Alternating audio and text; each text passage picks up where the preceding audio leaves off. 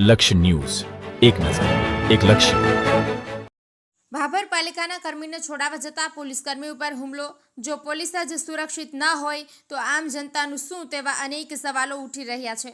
ભાભરમાં જૂના bus station ઉપર રક્ષાબંધનની સાંજે 4 ઈસમો દ્વારા પાલિકાના એક ઇલેક્ટ્રોનિક કર્મચારીને કેટલાક ઈસમો માર મારતા હતા. ત્યારે ત્યાંથી પસાર થતા એક પોલીસ કર્મચારીએ છોડાવવા જતા તેને પણ માર મારી 2 મોબાઈલ ફોનની લૂંટ કરી અને એક મોબાઈલ ફોન ફોડી નાખવાનો ગુનો કરતા 4 ઈસમો સામે લૂંટ, સરકારી કામમાં રૂકાવટ સહિત કલમો હેઠળ ગુનો નોંધી વધુ તપાસ હાથ ધરી છે. ભાભરમાં પાલિકા અને પોલીસ કર્મચારી ઉપર હુમલાની ઘટના બનતા ચકચાર મચી જવા પામી હતી. જાણવા મળતી માહિતી અનુસાર તારીખ 9/8/2025ની સાંજે ભાભર જૂના બસ સ્ટેશન પાસે ભાભર પાલિકામાં હંગામી કર્મચારી તરીકે ફરજ બજાવતા તલાજી બાવાજી ઠાકોર, રહેવાસી લુદરિયાવાસ વાળો ઇલેક્ટ્રિશિયનની કામ કરતો હતો. પ્રમુખનો ફોન આવેલો કે ભાભર જૂના વિસ્તારમાં સ્ટ્રીટ લાઇટની કામગીરી માટે ગયો હતો.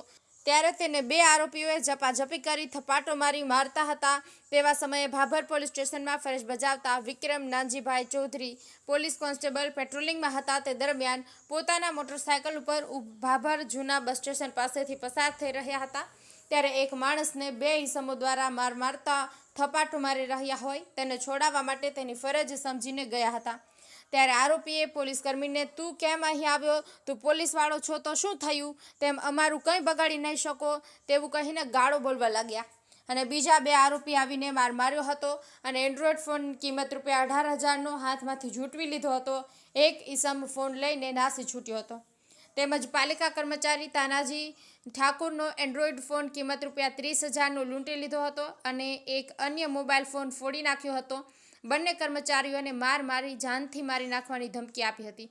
જે ગુનો કર્યો હતો ભાભર પોલીસ મથકે 4 આરોપી ટીનો દિલીપસિંહ રાઠોડ, પિન્ટુ શૈલેષસિંહ રાઠોડ, ગૌતમ ટીનુભા વાઘેલા અને વિશાલ અચુભા રાઠોડ તમામ રહેવાસી ભાભર જૂના સામે IPC કલમ 121(1), 221, 224, 309(6), 324(6), 296, NSB 54 હેઠળ ગુનો નોંધી વધુ તપાસ હાથ ધરી છે.